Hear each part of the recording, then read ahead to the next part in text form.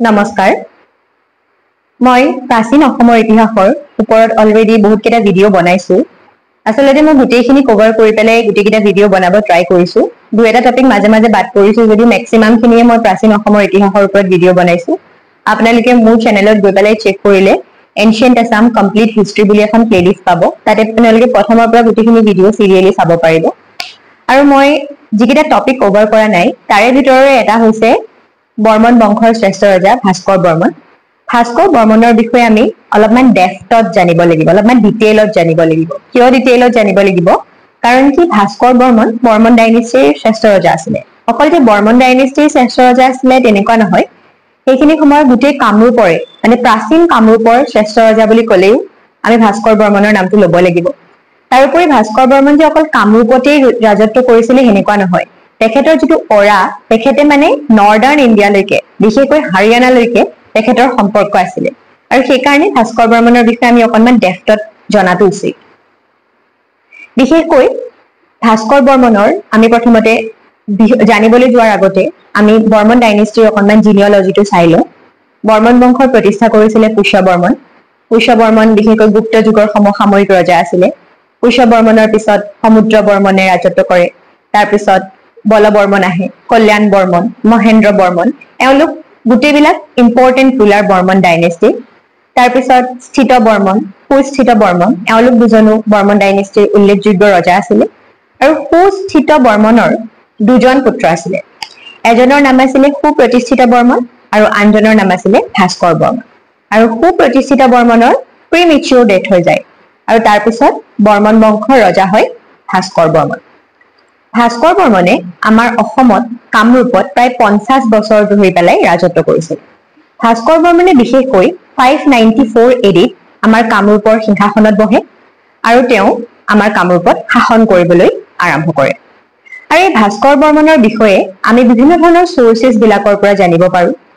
আৰু বিশেষকৈ 594 এডি যেতিয়া তেওঁ সিংহাসনত বহে সেই সময়খিনিকে কি বুলি কোৱা হয় ভাস্কৰ আব্দ বুলি কোৱা হয় বা সিংহাসনত বহাৰ লগে লগে আমাৰ অসমত এটা নতুন এৰাৰ সূচনা হয় আৰু হেতু বিশেষকৈ ভাস্কৰ আব্দ বুলি কোৱা হয় তাৰ পিছত বিশেষকৈ চাইনিজ সোৰ্স বিলাকত ভাস্কৰ বৰ্মনৰ নামৰ আগত এটা প্ৰিফিক্স ইউজ কৰা হয় মানে নামৰ আগত এটা টাইটেল ইউজ কৰা হয় আৰু হেতু হৈছে কুমাৰ ৰজা আৰু বিশেষকৈ হৰ্ষ চৰিত্ৰ বানভট্টৰ তাতো ভাস্কৰ বৰ্মনৰ নামৰ আগত কুমাৰ ৰজা ব্যৱহাৰ কৰা হয় এটা তেওঁ কুমাৰ ৰজা বুলি কিয় কোৱা হয় কাৰণ তেওঁ বহুত সৰুতেই ৰাজপাটত বহিছিল আৰু দ্বিতীয়তে তেওঁ অবিবাহিত আছিল বিয়া পাতা নাছিল আৰু হেতু কাৰণেও তেওঁ কুমাৰ ৰজা বুলি কোৱা হয় তাৰ পিছত হৈ গ'ল যে ভাস্কৰ বৰ্মন এজন এনেকুৱা ৰজা আছিল তেখেতৰ লগত বিভিন্ন দূৰ-দূৰণিৰ ৰজাবিলাকৰো কি আছিল সম্পৰ্ক আছিল আৰু সেইখিনি সময়ত নৰ্দাৰ্ণ ইণ্ডিয়াত বিশেষকৈ থানেশ্বৰত ৰাজত্ব কৰিছিল হৰ্ষই আৰু হৰ্ষৰ লগত ভাস্কৰ বৰ্মনৰ এটা খুব ভাল সম্পৰ্ক আছিল বা বন্ধুত্ব আছিল বুলি আমি ক'ব লাগিব এটা এই যে বন্ধুত্বটো কিন্তু এনেই হোৱা নাছিল ইয়াৰ এটা মানে ভিতৰৰ এটা ইন্টাৰেষ্টিং ষ্টৰী আছে তাৰ আগত আমি জানি ল'ব লাগিব যে ভাস্কৰ বৰ্মন আৰু হৰ্ষবৰ্ধন দুজন সেম এজৰ কিন্তু নাছিল ভাস্কৰ বৰ্মন অকনমান ডাঙৰ আছিল হৰ্ষবৰ্ধনতকে আৰু ভাস্কৰ বৰ্মন আৰু হৰ্ষবৰ্ধনে এবাৰ এখন চেৰিমনিত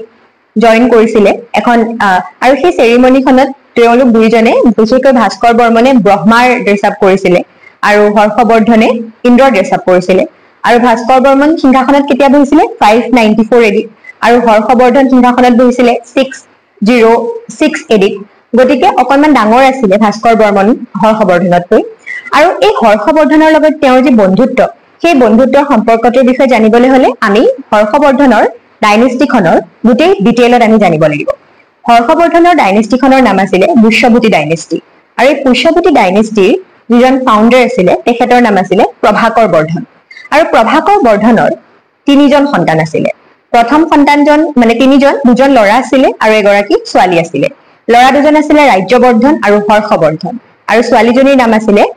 ৰাজ্যশ্ৰী তাৰ পিছত কি হয় প্ৰভাকৰ বৰ্ধনৰ পিছত ৰাজ্যবৰ্ধন ৰজা হয় আৰু ৰাজশ্ৰীক ক'লে বিয়া দিয়া হয় সেইখিনি সময়ত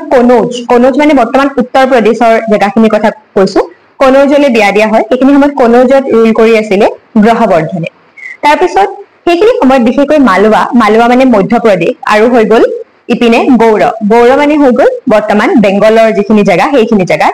মালৱাত ৰুল কৰি আছিলে দেৱগুপ্তই আৰু গৌড়ত ৰুল কৰি আছিলে শশাংকই আৰু কনৌজত ৰুল কৰি আছিলে কোনে গ্ৰহবৰ্ধনে আৰু মালৱা আৰু গৌড় দুজনৰ ৰুলাৰৰ চকু আছিলে কনৌজলে কিয় কনৌজলে চকু আছিলে কাৰণ কনৌজ যিখিনি জাগা সেই জাগাখিনি যথেষ্ট এটা গুৰুত্বপূৰ্ণ লোকেশনত আছিলে আৰু তাৰ কাষেদি গংগা নদী পাৰ হৈ গৈছিলে আৰু লগতে ট্ৰেডিংৰ কাৰণে একদম বেষ্ট এৰিয়া আছিলে সেইখিনি সময়ত আৰু সেইটো কাৰণে ভাবিছিলে শশাংক আৰু দেৱগুপ্ত একেলগে মিলি পেলাই প্ল্যান কৰে আৰু প্ল্যান কৰি তেওঁলোকে কি কৰে সেই গ্ৰহবৰ্ধনক গৈ পেলাই হত্যা কৰে আৰু গ্ৰহবৰ্ধনলৈ বিয়া দিয়া হৈছিলে হৰ্ষবৰ্ধন আৰু ৰাজ্যবৰ্ধনৰ ভনীয়েকক আৰু যেতিয়া গম পাই যে তেওঁ ৰাজ্যবৰ্ধনে গম পাই যে তেওঁৰ ভনী জোৱায়েকক অলৰেডি মাৰি পেলোৱা হৈছে তেতিয়া ৰাজ্যবৰ্ধন লগে লগে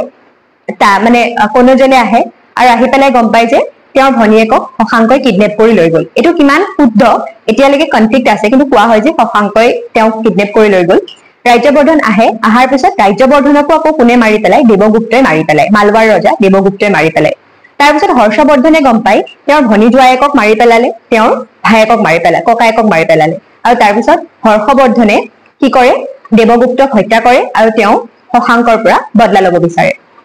আৰু এইটো কথা কিয় লিংক আছে কাৰণ কি সেইখিনি সময়ত ভাস্কৰ বৰ্মনৰো শশাংকৰ লগত দুশ্মনী আছিলে মানে ভাস্কৰ বৰ্মন আৰু শশাংকৰ মাজতো শত্ৰুতা আছিলে কিয় শত্ৰুতা আছিলে কাৰণ কি আমাৰ কামৰূপৰ এটুকুৰ অঞ্চল আছিলে পুণ্ড্ৰবৰ্ধন ভুক্তি বুলি সেই অঞ্চলখিনি শশাংকই আহি পেলাই অধিকাৰ কৰি লৈছিলে আৰু সেই অঞ্চলখিনি অধিকাৰ কৰি লোৱাৰ কাৰণে ভাস্কৰ বৰ্মন আৰু শশাংকৰ মাজত এটা শত্ৰুতা গঢ়ি উঠিছিলে আৰু সেই শত্ৰুতাটো যেতিয়া গঢ়ি উঠাৰ লগে লগে ভাস্কৰ বৰ্মনে গম পাইছিলে যে শশাংকক তেওঁ অকলে হৰুৱাব নোৱাৰে আৰু যেতিয়াই তেওঁ গম পালে যে হৰ্ষবৰ্ধনৰ লগতো শশাংকৰ শত্ৰুতা গঢ়ি উঠিছে তেতিয়া তেওঁ এজন দূত পঠিয়াই দিলে কলে এম্বেছাডৰ পঠিয়াই দিলে থানেশ্বৰলৈ থানেশ্বৰ কোনখিনি জাগা বিশেষকৈ য'ত হৰ্ষবৰ্ধনে ৰুল কৰি আছিলে বৰ্তমান হাৰিয়ানাৰ যিখিনি এলেকা তালে পঠিয়াই দিলে আৰু তাৰপিছত তেওঁলোকৰ মাজত সেই সূত্ৰেই এটা সম্পৰ্ক গঢ় লৈ উঠিলে আৰু সেই সম্পৰ্কটো দিনে দিনে বহুত গভীৰ হৈ গল আৰু এটা ডিপ ফ্ৰেণ্ডশ্বিপলৈ মানে চেঞ্জ হৈ গল আৰু বহুতে কয় যে ভাস্কৰ বৰ্মন আৰু হৰ্ষবৰ্ধনৰ মাজৰ যি ফ্ৰেণ্ডশ্বিপ সেই ফ্ৰেণ্ডশ্বিপ বিশেষকৈ শিৱ আৰু কুবেৰৰ নিচিনা আৰু বহুতে কয় দশৰথ আৰু ইন্দ্ৰৰ নিচিনা মানে ইমান গভীৰ ফ্ৰেণ্ডশ্বিপ তেওঁলোকৰ মাজত গঢ়ি উঠিছিলে তো এইটো হৈ গল হৰ্ষবৰ্ধন আৰু ভাস্কৰ বৰ্মনৰ মাজত গঢ়ি উঠা ফ্ৰেণ্ডশ্বিপৰ কাহিনীটো তাৰোপৰি ভাস্কৰ বৰ্মনৰ সময়খিনিক এইকাৰণে ইম্পৰ্টেণ্ট বুলি কোৱা হয় সেইখিনি সময়তে আমাৰ ভাৰতবৰ্ষলৈ এজন চাইনিজ পিলগ্ৰিম ফুৰিবৰ কাৰণে আহিছিলে আৰু তেখেতৰ নামটো আছিলে হিউৱেনচাং আৰু তেখেতক চাইনিজত কোৱা হয় জুৱেনজাং যেতিয়া তেওঁ ফুৰিবলৈ আহে তেতিয়া লাহে লাহে গম পায় চব মানে বিশেষকৈ তেওঁ নালন্দালৈ আহিছিলে সেইখিনি আমাৰ নালন্দা ইউনিভাৰ্চিটি মানে এখন খুব ফেমাছ ইউনিভাৰ্চিটি আছিলে তাত বুদ্ধিষ্ট শিক্ষাও দিয়া হৈছিলে তেওঁ বুদ্ধিষ্ট শিক্ষা ল'বৰ কাৰণে আমাৰ ভাৰতলৈ আহিছিলে আৰু যেতিয়া ভাস্কৰ বৰ্মনে গম পায় যে হিউৱেনচাং বুলি এজন চাইনিজ পিলগ্ৰিম আহিছে আৰু তেখেত যথেষ্ট ইণ্টেলেকচুৱেল এজন ব্যক্তি যথেষ্ট মানে বৌদ্ধিক মানে বুদ্ধি সম্পন্ন এজন ব্যক্তি সেই কথাটো যেতিয়া গম পোৱাৰ লগে লগে হিউৱেনচাঙক অসমলৈ আমন্ত্ৰণ কৰিবৰ কাৰণে কামৰূপলৈ আমন্ত্ৰণ কৰিবৰ কাৰণে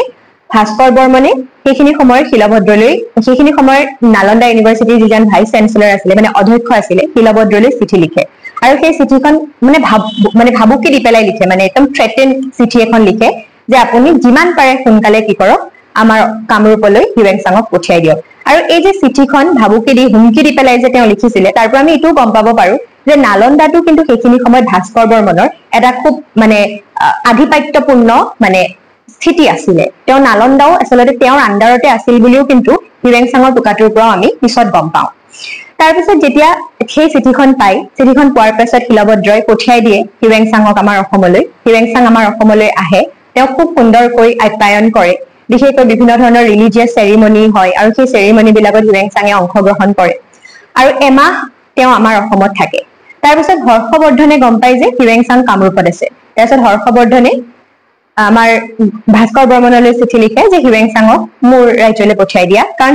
হৰ্ষবৰ্ধনে শুনি আছিলে যে হিউৱেনচাং খুব একজন ইণ্টেলেকচুৱেল ব্যক্তি আৰু তেওঁ উৎপাত বাঢ়ি গল আৰু যে ময়ো লগ পাব লাগে হয়নে সেইখিনি সময়ত ৰজাবিলাকে মানে সেইখিনি সময়ত জ্ঞানী মানুহৰ এতিয়া যেনেকুৱা মূল্য তেতিয়াও তেনেকুৱাই মূল্য আছিলে তেওঁ ভাবিলে যে ইণ্টেলেকচুৱেল পাৰ্চন তেওঁৰো লগ কৰিব মন গল তেওঁ চিঠি লিখিলে চিঠি লিখাৰ পিছত ভাস্কৰ বৰ্মনে উত্তৰ দিলে কি মোৰ মূৰটো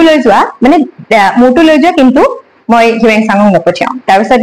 ইপিনৰ পৰা হৰ্ষবৰ্ধনে যেনেকে ফ্ৰেণ্ডৰ মাজত কথা হয় আৰু তেনেকে হৰ্ষবৰ্ধনে উত্তৰ দিলে ঠিক আছে তেতিয়াহ'লে তুমি তোমাৰ মূৰটো কাটি থোৱা মই সৈন্য পঠিয়াই দিছো তোমাৰ মূৰটো গৈ লৈ আহিবগৈ তাৰপিছত কি হয় হৰ্ষবৰ্ধনে ভাস্কৰ বৰ্মনে কি কৰে যে হিউৱেনচাঙক 20,000 হাতীৰ সৈতে থানেশ্বৰলৈ পঠিয়াই দিয়ে, হৰ্ষবৰ্ধনৰ ওচৰলৈ পঠিয়াই দিয়ে। এইখিনি হৈ গ'ল হিউৱেনচাঙৰ কথা। আৰু এই গোটেইখিনি বস্তু আমি কিছুমান চৰ্চেছৰ পৰা গম পাইছো, কিছুমান সমলৰ পৰা গম পাইছো। আৰু এই সমলবিলাকৰ ভিতৰত বিশেষকৈ এই হিউৱেনচাঙেই এখন হিউৱেনচাঙৰ এটা টোকা চিউইকিত তেওঁ কামৰূপৰ বিষয়ে লিখিছিলে। তাৰ পৰা আমি এই গোটেই ষ্টৰিটো আমি গম পাইছো। তেওঁ তাতে উল্লেখ কৰিছে যে ভাস্কৰ বৰ্মা এজন যথেষ্ট ৰিলিজিয়াছ টলাৰেন্স ৰজা আছিলে। তেওঁ সকলোবিলাক ধৰ্মকে সমানে গুৰুত্ব দিছিলে। তাৰ উপৰি মেনশ্যন কৰিছে অসমৰ মানুহবিলাক বহুত সহজ সৰল আছিলে, অসমত কঁঠাল পাইছিলে, নাৰিকল পাইছিলে। তাৰপিছত তেওঁ লিখিছে যে অসমৰ মাটিকালি কিমান আছিলে, বিশেষকৈ কামৰূপৰ মাটিকালি কিমান আছিলে, কামৰূপৰ কেপিটেলখনৰ মাটিকালি কিমান আছিলে, তাৰ বিষয়েও তেওঁ মেনশ্যন কৰিছে। তাৰপিছত ভাস্কৰ বৰ্মনে তেওঁক দিয়া হোলালি, তেওঁক এটা টুপি দিছিলে হোলালি নামৰ, সেই টুপিটোৰ কথাও তাতে পোৱা যায়। আৰু এই ইনফৰমেশ্যনখিনি আমি চিউকিৰ পৰা জানিব পাৰো। গতিকে চিউকি কোনে লিখিছিলে? হিউৱেনচাঙে। এইটো এটা MCQ হ'ব। তাৰপিছত ঠিক সেইদৰে আৰু এটা চৰ্চেছ হৈ গ'ল বাণভট্টৰ হৰ্ষ চৰিত্ৰ, মানে হৰ্ষবৰ্ধনৰ ওপৰত লিখা এখন কিতাপ আছিলে, বাণভট্টই লিখিছিলে হৰ্ষ চৰিত্ৰ। তাৰ পৰা আমি হৰ্ষবৰ্ধন আৰু কুমাৰ ভাস্কৰ বৰ্মনৰ মাজৰ যি ফ্ৰেণ্ডশ্বিপ আছিলে, সেই ফ্ৰেণ্ডশ্বিপটোৰ কথা আমি জানিব পাৰো। তাৰপিছত সেইখিনি সময়ত ৰজাবিলাকে কিছুমান ইনস্ক্ৰিপশ্যন জাৰি কৰিছিলে। ইনস্ক্ৰিপশ্যন মানে হৈছে হাৰ্ড চাৰ্ফেচৰ ওপৰত, যেতিয়া সেইটো তামো হ'ব পাৰে, হাৰ্ড চাৰ্ফেচটো শিলো হ'ব পাৰে, যেতিয়া কাটি কাটি লিখা হয় তেনেকুৱা ধৰণৰ ফলক বিলাকক বিশেষকৈ ইনস্ক্ৰিপশ্যন বুলি কোৱা হয় চাৰ্ফেচ বিলাকক। আৰু সেইখিনি সময়ত কুমাৰ ভাস্কৰ বৰ্মনে 2খন তামৰ ইনস্ক্ৰিপশ্যন জাৰি কৰিছিলে, তামৰ প্লেট অৰ্থাৎ কপাৰ প্লেট ইনস্ক্ৰিপশ্যন জাৰি কৰিছিলে। আৰু সেই কপাৰ প্লেট ইনস্ক্ৰিপশ্যন দুখনৰ নাম আছিলে ডুবি কপাৰ প্লেট ইনস্ক্ৰিপশ্যন আৰু এখন হৈ গ'ল নিধানপুৰ কপাৰ প্লেট ইনস্ক্ৰিপশ্যন। ডুবি কপাৰ প্লেট ইনস্ক্ৰিপশ্যনত মেনশ্যন আছে যে ভাস্কৰ বৰ্মন এজন যথেষ্ট ইণ্টেলেকচুৱেল মানুহ আছিলে, তেওঁৰ শাস্ত্ৰৰ জ্ঞান আছিলে,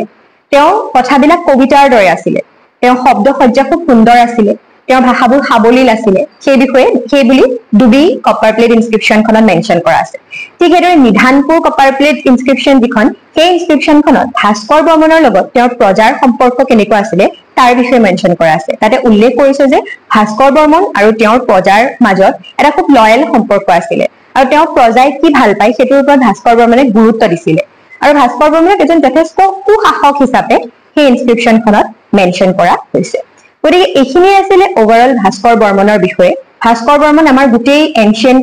আছাম হিষ্ট্ৰী এটা ইম্পৰ্টেণ্ট পাৰ্ট হয়, এজন ইম্পৰ্টেণ্ট ৰুলাৰ হয়। আৰু সেইকাৰণে মই এইটো ভিডিঅ'টো সুকীয়াকে বনালো। ভিডিঅ'টো চাই আপোনালোকে মোক কেনেকুৱা পালে কমেণ্ট ছেকশ্যনত জনাব। আৰু যদি ভিডিঅ'টো চাই ভাল পালে তেতিয়াহ'লে লাইক, শ্বেয়াৰ, কমেণ্ট আৰু ছাবস্ক্ৰাইব কৰি দিব। Thank U.